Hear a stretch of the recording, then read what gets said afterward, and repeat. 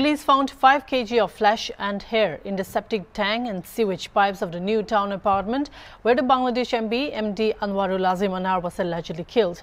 While the Dhaka police claimed that the arrested accused had murdered the MP and disposed of some of his body parts in the toilet, CID officials said that the samples have been sent for a forensic examination. According to some CID officials, Anar used to trade gold with his childhood friend, a US citizen of Bangladeshi origin, Mohammad Akhtaruzzaman. However, the latter planned his murder as he was angry over not being paid crores of rupees following certain business transactions. 3 people from Bangladesh and 1 from Kolkata have been arrested in the case so far, while 4 other accused, Akhtaruzzaman Siam, Faisal and Mustafa Azir, are still missing. The West Bengal Criminal Investigation Department is likely to issue lookout notices against 4 people, including Mohammad Akhtaruzzaman. Investigators believe that while Akhtaruzzaman fled to America and Siam to Nepal, the others are likely to be in Bangladesh. Anar, a 3-time MP from Chenaida 4 in Bangladesh's Khulna district, is suspected to have been murdered in a Kolkata apartment. While the police found bloodstains in the flat, his body is yet to be found. The Dhaka police and the West Bengal CID are parallelly investigating the case.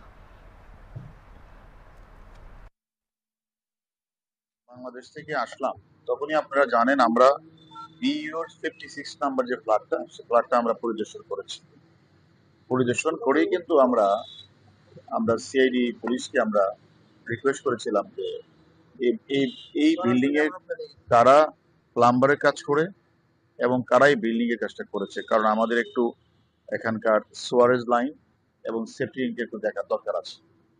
তখন তারা আমাদেরকে বলেছে ঠিক আছে। আজকেও আমরা তাদের তখনই রিকোয়েস্ট করেছি। আমরা আজকে সকালে কিন্তু আপনাদেরকে আমরা বলেছি যে আমরা সিআইডি পুলিশ অত্যন্ত আন্তরিকতার সহিত কাজ করছে। যে জায়গাগুলিতে আমরা অপরাধীর কাছে তথ্য প্রমাণ পেয়েছি, যে সকল অপরাধী মূল ঘাতক আমাদের কাছে আছে বাংলাদেশে, সে আমাদের যে তথ্যগুলো সেই তথ্য অনুসারে আমরা এখানে এসে সিআইডি গুলিকে সব জায়গায় আমরা পরিদর্শন করেছি এবং আমরা সেখানে পিওগুলি ভিজিট করেছি।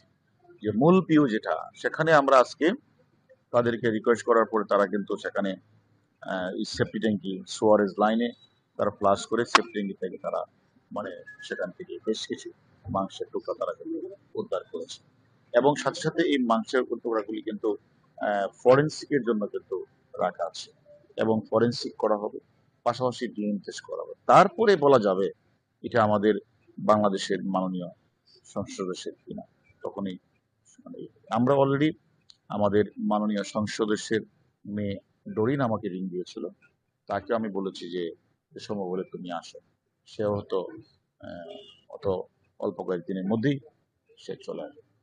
না, এটা আসলে যেহেতু দেখেন, এটা এদেশের যেহেতু হত্যাকাণ্ড এদেশে সংঘটিত হয়েছে এবং একটা হত্যাকাণ্ডের পরে একটা মামলার তদন্ত কাজের জন্য বিভিন্ন পারিপার্শ্বিক বিবেচনা করে তারপরে হত্যাকাণ্ডের অংশবিশেষ উদ্ধার করার মধ্যে পড়ে যে আসলে হলে মামলার চার্জশিট দেওয়া বা আদালতে উপস্থাপন করা।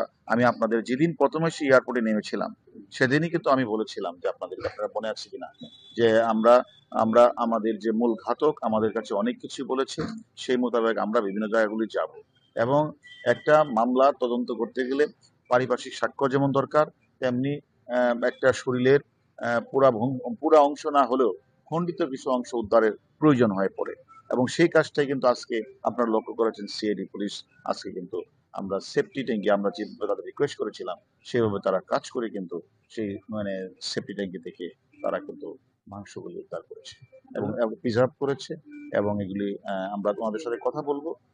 এটা ফরেন্সিক, এখানে অবশ্য ফরেন্সিকটা আগেভাগে হয়ে যায়, বাংলাদেশে একটু দেরি হলো, এই কলকাতা তো ফরেন্সিক আগেভাগে হয়, তারা ফরেন্সিক করবে। তারপরে মৃত যে আমাদের এমপি আনার সাহেবের তার ভাই আছে, তার মেয়েরা আছে, তাদেরকে ইচ্ছা করে করে তারপরে কনফার্ম হওয়া যাবে এটি আসলে এই মাংসতে এটা আসলে আমাদের দরকার হলো এক টুকরা মাংস হলেই হয়।